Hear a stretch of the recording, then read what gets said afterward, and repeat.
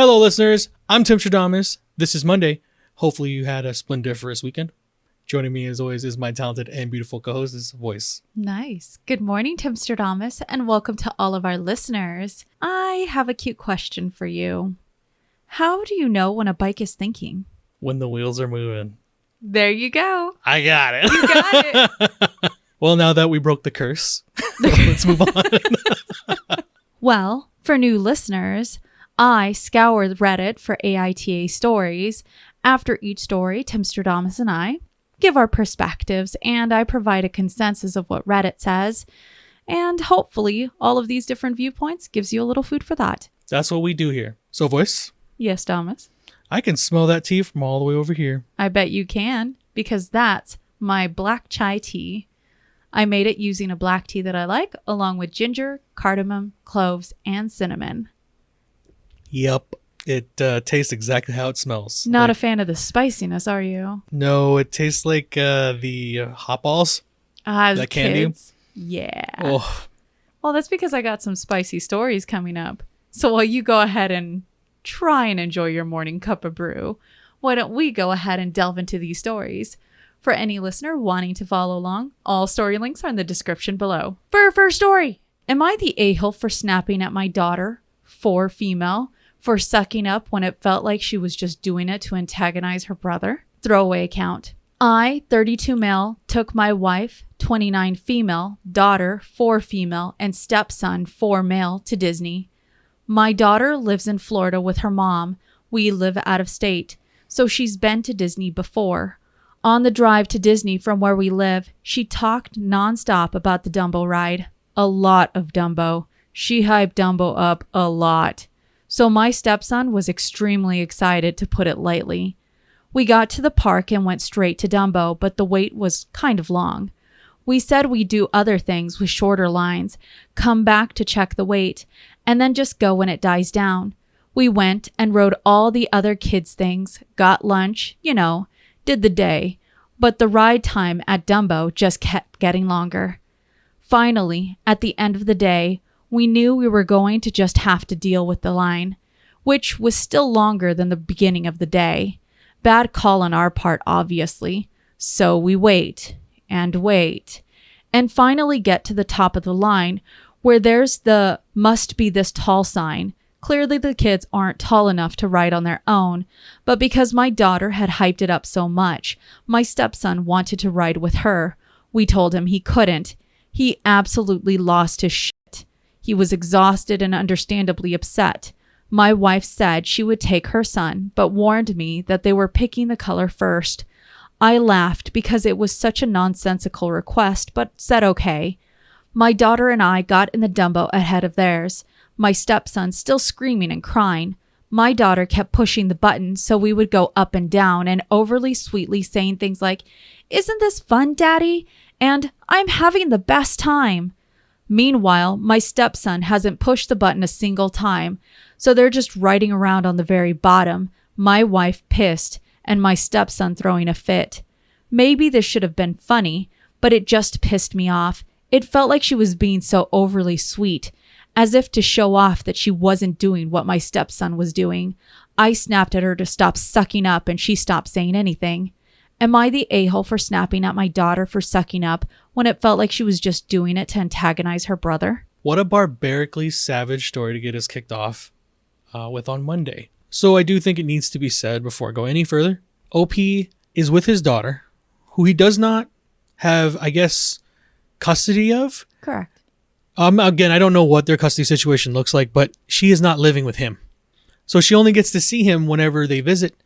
I don't know how much or how often that occurs. And the stepmom and the stepbrother are the ones that are not having a good time right now at the end of the day on this ride. I don't understand why he couldn't have just assessed that for what it was. Your daughter, who you don't spend any time with outside of certain trips, is spending time with you and having fun in that moment. She was really looking forward to the Dumbo ride. Regardless of it being with her stepbrother or with you, OP, she was having a great time. And she was able to take herself away from the problems that were happening behind them or below them on the ride, and just enjoy that moment. Why couldn't you then understand that that was a moment that you needed to be present in? That's terrible. You know, the saying is you need to be where your feet are. And for you, you definitely were not. Instead, you chastised your daughter for being happy with you. You know, those are moments that you don't get back. And I guess really at the end of the day, my biggest question for you is, why are you looking at the world the way you do? That's a 4-year-old. Your stepson, who is crying, is also a 4-year-old. And you said it yourself. You guys have been at this park all day. Voyse and I have had this rule. If there's a ride that we have really wanted to ride with us, friends, family, kid or not, you stand in that line.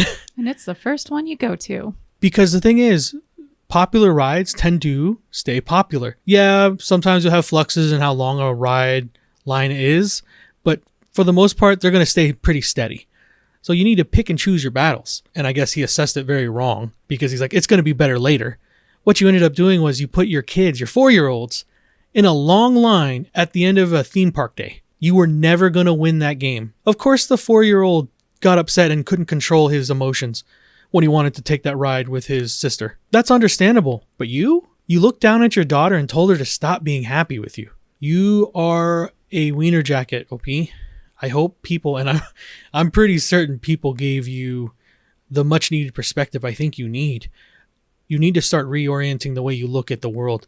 The fact that you believed a 4-year-old was capable of that type of manipulation, that she could socially assess that situation and control it, is interesting. You should have been in that moment, OP. I feel bad for your daughter. So the consensus on Reddit is our OP is the a-hole massively. They just kept going in the comments. Oh no. Let me go ahead and read to you one of the comments that they said. I get that the lines and things weren't her fault. And yeah, we should have gone first thing. But she does often act like this when her stepbrother throws a tantrum. It's just too much and so obvious that it's to show off. My wife and I both agree. No. So wait a second. I didn't think it was favoritism playing in the background here, but both the kids are 4. Correct. There's clearly favoritism. I mean, with that type of statement? Oh, definitely. If anything, they're both wiener jackets. Oh, yes. If you have even another adult thinking that a 4-year-old could manipulate other adults in the situation the way that they want. That's terrible that they're both feeding off each other. Leave Now, that girl alone. I find it interesting because there was a Redditor that says, just because 2 people agree on something doesn't mean it's true. And they essentially called OP out on being an idiot. I find it funny because OP tried to clap back and said, I'm not an idiot. I was asked to be in Mensa. That's how I can see what is happening in front of me. Now, do you know anything about Mensa? I'm vaguely familiar. I had no idea. So it's an IQ test, right? Yeah, it's actually the way that it feels like it's an organization and or club that you have to essentially pass their IQ test and they say, hey, you're really smart. I'm familiar. Now, another Redditor came out and essentially told OP, you don't get asked to join Mensa. You take an IQ exam and get in. And all that tells others is that you're good at taking IQ tests. Yep. And as we know, just because you're smart on a test doesn't mean that you're smart with your social skills or when it comes to socially being aware of how you should manage your relationships. Yep. I just find it funny because I think it's hilarious when you have individuals that think because they're smart when they do one thing, that means they're smart when they do all things. Generally, we have the things that we are strong with and we have certain weaknesses. I feel that our OP definitely has their weakness when it comes to empathizing. Oh, especially when it comes to their own child, which is actually extremely sad. All I see is there's this little girl. She probably doesn't get to spend very much time with her daddy. She's excited because she gets to do this one thing that she really likes, and it's with him. For her, I think it wouldn't probably have mattered had it been with the stepbrother or with the stepmother or with the father. But, you know, her father, her daddy would be the absolute, like, the cherry on top of the sundae for her. And she gets it. And in the middle of her being happy and just loving her father, he turns around and he tells her, stop being happy. Yeah. That's such a wild concept. It doesn't feel as if there's something that's genuine about this OP when it comes to relationships, especially with his own daughter. Please, before you put any more terrible memories in your daughter's head, go seek the help you severely need. Well, let's go to our next story and see what you think about eating somewhere else. Am I the a-hole for arguing with my girlfriend because I invited her to an event and she left to go eat elsewhere? My girlfriend, 26 female, and I, 30 male, have been arguing since yesterday about this. Context on my girlfriend. She's fit, takes her gym seriously, and has a healthy lifestyle, which means she doesn't eat everything or whatever. I consider this to be a bit excessive since I do work out, but I eat whatever I want. But it's her choice, so I leave her to do what she wants. I invited her to a martial arts event where we were watching some friends of mine fight. She's not a super fan of MMA sports, but she accepted my invitation because she wanted to be with me. The event was at 7. We arrived at 7:30, but it started an hour later. Before going, she asked me what we would eat, and I said I didn't know. We should just go and see what we have there. We arrived and noticed there was only hot dogs and fast food, which I offered her if she wanted something. I'd pay for it. She said no. She asked what was nearby, and I said a mall. She then told me she was going to grab quick some food over there and be right back. I was angry at her for leaving and simply not eating the food that was offered there. Everyone was eating there. She just left and grabbed food elsewhere and came back 30 minutes later. I was mad she left me alone just because she craved or wanted another type of food. Once we got home, I told her how mad I was at her for doing that when she could be a bit more flexible with her food and just eat what's being offered. I told her going out with her was trouble and a headache because she was never flexible. I admit I was angry and I could have used better words, but she does have a problem with adapting to an environment she doesn't feel comfortable in. She then said I shouldn't be forcing her to eat something she doesn't want to eat. Am I the a-hole? Boy, you've picked some really problematic stories today, huh? A spicy chai to go with these spicy stories. I don't believe the problem is your girlfriend not being able to adapt. I think the problem is your brain not being able to understand when people have boundaries and wants. I don't get why you had to be handheld while you were sitting at, I'm guessing, a bar or an event for a game. An MMA type of fighting event. Did it really hurt your feelings that much that you were left alone while your girlfriend goes and gets something that she can enjoy and eat with you? What? And it isn't like she went out of her way to go, by the way, you got to go grab me the food I do want. She got up and went to go get it herself because she's a grown person and understands that if they want something else, they need to go put in the work themselves. It only took her 30 minutes. That must have been so quick. She must have been trying to eat it on the way back. And it sounds like this has happened more than once in their relationship because he defined it with that comment that she's never good at adapting. Or that she's not flexible enough. So this has happened often for you to have that conclusion about her. Just move on from her. Save her the time. You're a headache. You're 30, I believe? Yes. How are we having that opinion about other people's choices in life at 30? Because she didn't care about this fight, but she wanted to spend time with you. Yep, and that's exactly what OP says. What are we doing? So she has to be a mindless robot? You said she takes really good care of her health and body. She looked at that food and said, this is not what's going in the temple. I can respect that. There's been many events that both Voyse and I have gone to that one of us may have not liked the cuisine or the offerings, and we've either waited till after or gotten something else during. But you and I have never looked at each other and went, you have to have this. You're spoiled. You're unadaptive. That would actually take the fun out of all of it for me. The fact that we went out to something that I enjoy is enough for me. OP, you're an a-hole. The way you look at life is my way or no way. And like I said, just throw the whole girlfriend away at this point, man. You don't need her. Be happy being single. Because that's what it sounds like you need. Is a reassessment of the way you look at life. So the consensus on Reddit is our OP is the a-hole. And I can tell you, OP did not catch a break from these Redditors. OP not being understanding of someone's eating lifestyle came forth as insincere and selfish. Some said what others consider a cheat, which is fine for some, may not be okay with other people and actually can derail them. More Redditors came forward saying that OP doesn't know how his girlfriend's body would react, and many said that when they eat junk food, it often messes them up. So to expect that his girlfriend could just go from eating extremely healthy to going to processed junk food and then back again, to expect for her not to get some sort of lashback in her body, that's not okay. To essentially say you have to eat this, you have to enjoy this. And there were still other Redditors that came forward and said, what other options did you present her with? You said at the beginning, before this event ever happens, when she had asked, so what are we going to do about eating? You said, let's see what's there. You guys saw what's there. It's not something that she wanted. On top of that, this event was supposed to start at 7. You got there at 7:30. It didn't even start till 8:30. What's going on here? Now, our OP responded and said, I told her that she should have A, eaten the food there as everyone else was doing. I don't know why people are making it such a big deal to eat a hot dog for one night.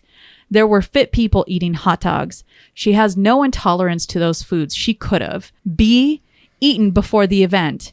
Or C, wait till it ends and go eat. I find it funny because our OP says she should have ate as the B option before going to the event. But in his post, she literally asks, what would we like to do about eating?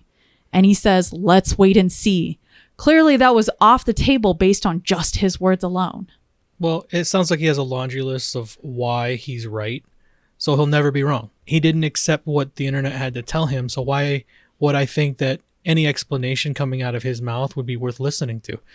At the end of the day, again, all this shows me is that you're unaccepting of other people's choices and free will. If people aren't allowed to choose around you, that's a problem. Very controlling. You're very right. Well, let's go on to our next story and see what you think about an emergency. Am I the a-hole for divorcing my husband because he spent 10 minutes in the car during a family emergency? I, female, have been married to my husband, male, for 2 years. He has a habit of sitting in the car 5 to 10 minutes before entering the house. I don't know why he does it, but he talked about a past traumatic experience he had when he came home and caught his ex cheating on him. Because of that, he'd just spend a few minutes in his car before he enters his home as response to his trauma.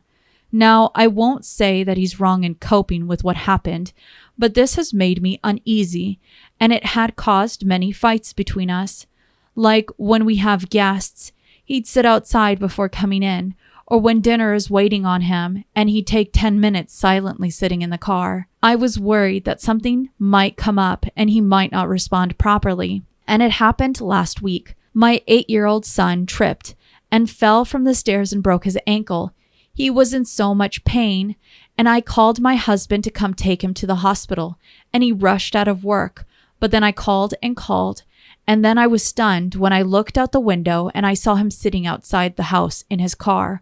I was both shocked and angry. I ran outside and asked how long he was sitting in the car. He told me around 8 minutes. I asked why he didn't come into the house immediately to help, and he said he would after 2 more minutes. I was so mad and hurt, but tried to rush him, and he insisted that he wouldn't feel comfortable coming in until the 10 minutes were up. He told me to get my son ready to take him to the hospital, but I started screaming at him nonstop, telling him that this was a family emergency and that he was out of his mind to behave like that. It might not have been my best response, but I was shocked by his behavior and quite concerned because I had this situation always stuck in the back of my mind, thinking what my husband would do when there's a family emergency. I ended up taking my son by myself when my neighbor intervened and offered to take us. We went to the hospital, and later my husband came and tried to talk to me, but I refused. I then went to stay with my mom and texted him that I wanted a divorce. He tried to rationalize and justify what he's done, saying he could not help it and that he was nervous and wanted to help my son but felt stuck. I refused to reply to his messages, and days later his family literally harassed me, saying I was making my husband's trauma more severe and that I disrespected his boundaries by pushing off his limits. I feel lost and unable to think because of the whole ordeal. My family are with me on this, but they can be biased sometimes.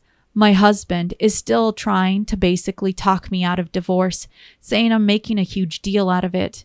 I feel like I no longer have trust in him, especially when it comes to serious stuff like how cold he acted in a family emergency. Edit to clarify that my son isn't his biological son. We don't have kids together. Am I the a-hole? Interesting edit to put at the end of that. I guess, was that a question somebody had? About, I'm assuming it would be along the lines of how could he do this to his own son, or maybe somewhere along those lines. But I mean, regardless of it being your biological or your stepson, the answer should be the same. This is a truly sad story. A lot of us may come up against a wall of some form of anxiety or a trigger that keeps us from doing things in life in one shape or another. It's when it starts controlling our everyday to day that we need to go and seek help. I'm not certain why it is our OP's husband hasn't, and that we were all okay with sitting on the sideline and letting that continue, because that is a pretty severe thing. I thought that when you explain that her husband sits in the car 10 minutes after he gets home, that's just for him to unwind. Because a lot of people have to do that at the end of the day. It has nothing to do with anyone. It's not an attack against your partner sitting in the house waiting for you. It's just that there's that quiet bit of time when you get home after you've done work, after you've driven through traffic, just to nicely unwind and reassess the day. If that's what you do, listen to music, doesn't matter. Take that time if you need that time. I can't stress that enough. I thought that's what you were going to tell me this was.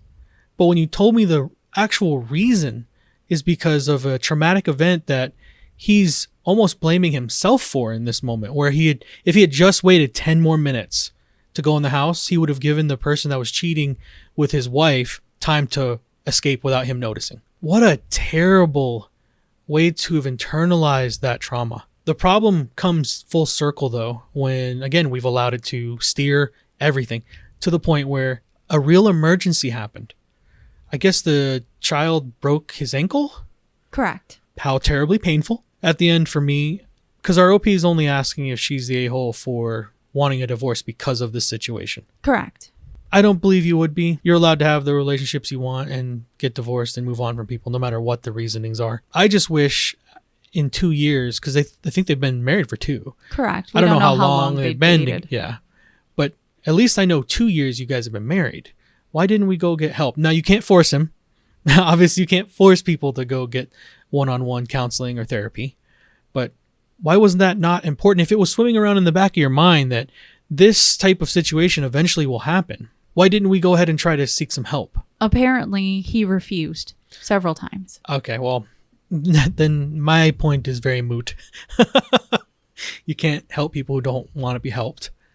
I am very sorry for her husband being trapped in that very vicious cycle. I do hope that at some point he does get the help. So then I go back to what I was saying. It still doesn't change how I feel. You're not the a-hole. At certain points, you really do need to start making contingency plans. You know, if he didn't need to be in the house for 10 minutes, maybe you guys should have worked on something where he gets out of the car and stand next to it while you take the car and go to the hospital. You know, there could be ways we could have worked around it, but it sounds like this has eaten up way more into their life than she would like. My only issue with her is at the beginning how hard she discounts his problem. You can't be looking at people's situations like that and going, well, because I deem it not worthy or excessive, not important, then it's not. I just go back to, you tried. He didn't want the help. It's so hard because it also depends on how she tried as well. But let me go ahead and give you the consensus. It's actually really mixed. For a lot of Redditors, they said, sounds like OP, your husband has an OCD. And honestly needs to get that looked at by a professional to help both of you through those moments. But arguing for someone to stop won't help the condition get any better and only causes unneeded stress. Definitely. Now, other Redditors pointed out that it's odd for OP to have waited for the husband to come home rather than, 1, call an ambulance if it's really an emergency, or get someone else that would be better able to respond. And for many, it is different if it's something that is of an urgent nature versus an emergency. Now, personally, I feel really mixed on this myself. Not really about the getting divorced part, but about the reaction to it. So like how she was handling the OCD. Correct. I feel like for a lot of Redditors, it's that he has this problem. You are aware of it. And for me, I come back to this as well. If I was aware of a problem with you, Timstradamus, where I suspect in the back of my mind the way that how I feel should be reacted to it by my standards won't be met by my expectations, then I need to start planning to make sure that when those types of emergencies do come across, that I am dealing with it right then and there the way that it needs to happen. Sure, you do definitely need to have contingency plans. Well, that's why I was saying about the whole, he can pop out next to the car and you can go ahead and do what you need to do. But then I come back to, and this is where I think, who knows, I might have some pushback on here. But the way that I think of it is our OP is aware of it and has been aware of it for over a period of time. You can't make somebody get help, but it doesn't mean that when it comes to you being a smart person in the middle of an emergency, that you will allow for the gaps that might happen based on your knowledge. So for me, that is absolutely no excuse. Your son got hurt. You insisted that you wanted to wait. You called your husband. He was going to come over, but he's got this problem and you're in the middle of this emergency. Why are you not getting help? Because even when he was there and you had 2 more minutes to wait, you became irrational and then you started yelling and making the situation way worse than it had to. It's very true. And then you got help from someone else that you could have gotten however long it took for him to drive home. For me, those are I guess you can say my mixed signals here.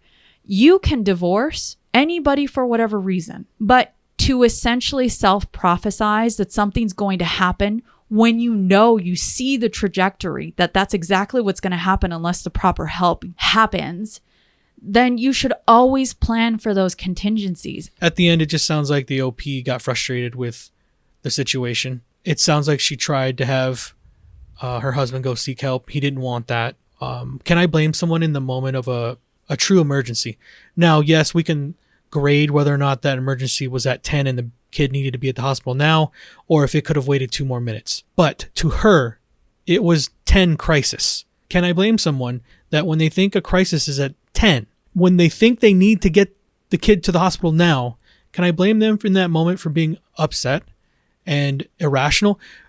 Everyone handles stress differently. Am I saying it's okay that she yelled and handled that situation poorly like that? No, but what I am saying is I can understand it. It sounds like this has been a fight that's been going on in their relationship for a minute. But again, I keep circling right around on this. He's refused. He's created the situation because he doesn't want to get help.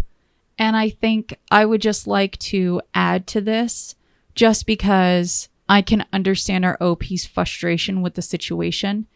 When in one of her comments, she actually put down, one of the reasons why he's refused that help is because his family has sided with him on that refusal. So now it is a numbers game where it's him and his family versus her and her concerns. I think for me, this is the one injustice that's truly done to the both of them is when you have outside individuals that are essentially egging someone on to not get the help that they need. Oh yeah, they've definitely reinforced it. Knowing that little bit of all of this, can you blame her for being frustrated? Handling it and talking to him that way when he is going through his problems is gross. I can agree with everyone on the second half of saying she is and isn't the a-hole here. But can I really blame someone when they've been pushed against that wall for that long, that in the moment she thinks there really is a problem, he buckles down into it? I cannot, because this is the thing. You need to be able to count on each other. And if you're in a relationship where something is keeping you from doing things that are important for your family, you need to go seek the help. And if you can't, you should not be surprised of the outcomes. I wouldn't want to be in a relationship with someone who I couldn't trust and count on, and that doesn't want to get help to get better. While it is okay to be knocked down, it's never okay to stay down. And yes, some of us need to come along a little slower than others, but showing that you're working towards that is a lot better than just staying down.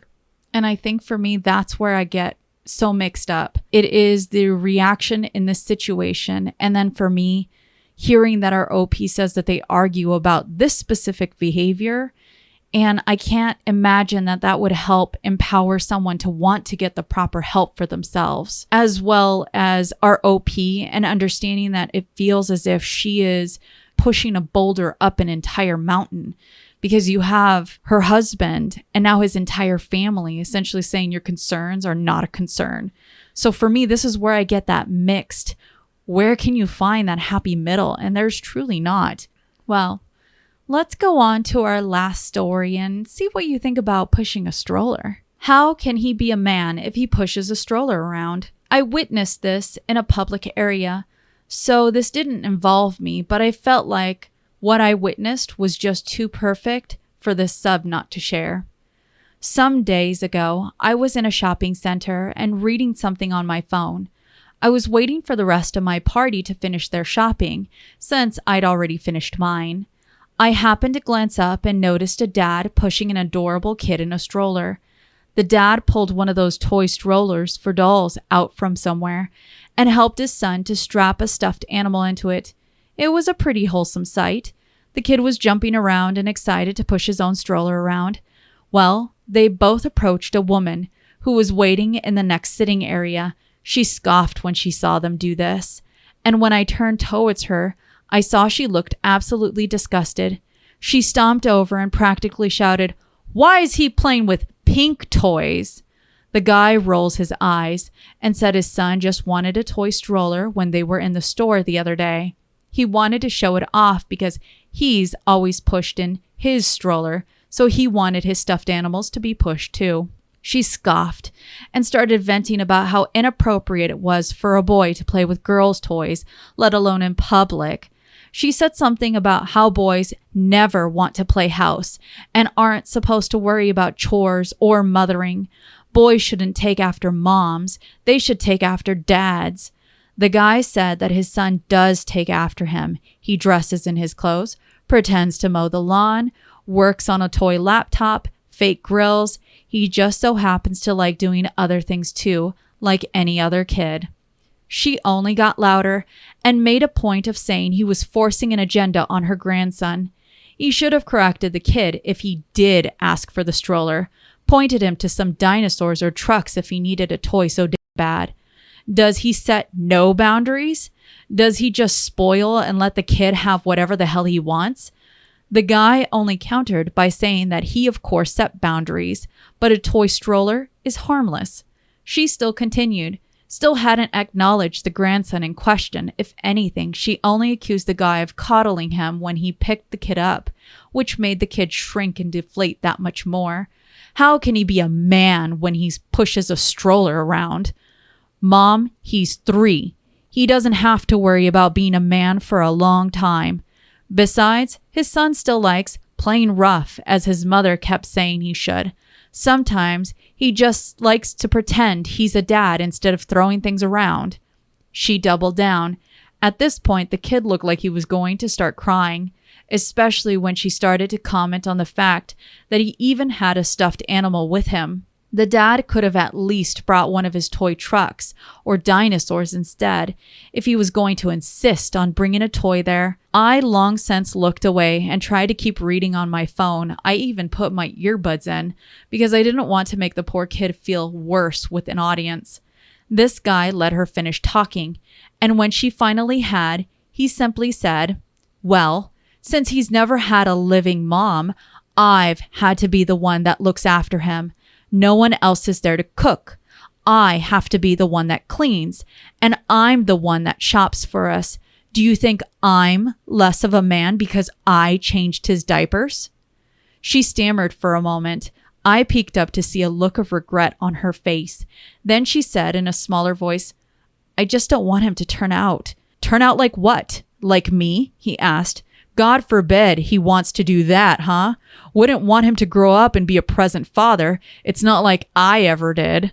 There was another silence. She told him to calm down and stuttered over some explanation, making another point about pink toys and being a pushover. "I'm a pushover because I don't police my son on a color?" She went quiet for a long time, but finally she just turned to the floor. The guy said something else, but I didn't hear his response. I glanced up a minute or so later to see them walking off, and that the kid was in his stroller again. I didn't think I'd see them again, but my group ended up staying a little longer than planned in that center. I told them what happened, and shortly after, my sister pointed out the same family in the food court. The little boy was playing like nothing had happened. He was even pretending to feed his stuffed animal by placing French fries on its head. There was also a Build-A-Bear right next to him in the toy stroller. It was like the guy's mother wasn't even there. This dad was just smiling down while she watched them, and from what I could tell, it looked like she'd been crying. I can only imagine what else happened between them, but I was happy the kid had such a quick turnaround. I hope you're doing well. It was nice to see someone stick up for his son in real time. I'm sure he'll raise a great kid. That's a good dad. You got to stop assigning gender to toys and colors. Kids really don't care. And it's just something fun for them to do. If you've been around any number of them, man, who knows why they pick the things they do, but they're attracted to them and they enjoy them. That doesn't mean you have to make a full assessment of what and who they are the second they pick something. It just means they enjoy it. Like, there's so many things in life that as you get older, you might have enjoyed at one period, but you won't the next day. It happens all the time. I guess you can choose the way you want to live, but thank goodness that this dad, because this was his mother. Correct. The kid just wanted to push a stroller around. Plenty of us have to push strollers as dads when we get older. It's a part of the game. How are you taking that and saying there's an agenda tied to it? I was the child that liked the race cars and that liked like the cool action figures. But for my mother, it wasn't appropriate for me. For my father, it was whatever you like. You have your interests, and that was it. As it should be. But I found it interesting that as a child, I felt this push and pull to what I had to be, what I was supposed to enjoy versus what I did. So I find it funny that you have a child that wants to feel as if he's part. And apparently his father is a single father raising his son. So he wants to do everything that his dad is doing because that's his role model. His dad is the strong hero to him and pushes his stroller. He can be strong too, and he can push his stuffed toys. What an amazing little kid. That's what a lot of kids do. They see what their parents are doing and they want to mimic it. It's how we learn. Well, the good thing is in the story, we have a good dad that's willing to step up and protect his son from irrational viewpoints and I guess I would say dated. It is an older generation talking to a younger generation. While that does not give them a right or explain away any of that, you can kind of understand where people got locked into if it's this color, it has to be this gender, or this toy has to mean they're going to grow up to be this thing. But that's such a wild leap. What was it that I heard?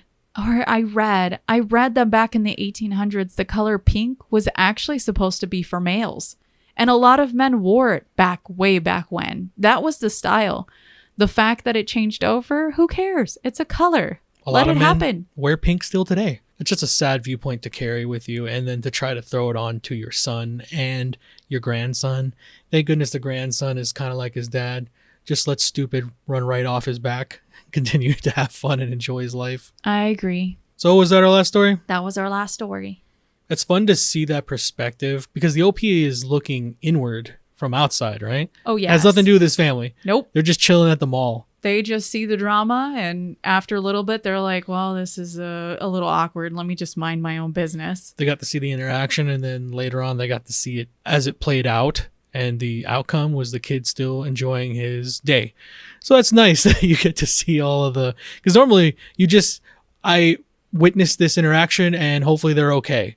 You know, at least we got the beginning and end. Obviously, it's not the end, and hopefully the mother learned a lesson that day about how she should be less judgmental of how people parent and how kids just want to be kids. But yeah, I think that was a cute story to end it off with. Good. A little drama, but not too much drama at the end. You had a lot of drama in this episode. For me, I think the first story, that grinds my gears, man. Thinking that a 4-year-old can manipulate an entire situation. Yeah, he definitely needs to reassess how he's looking at the world, and specifically his daughter and what she's capable of at 4 years old. There's more playing in that background than we know, but... And I have to say this. There are a lot of people that I know that are extremely smart who bomb at tests.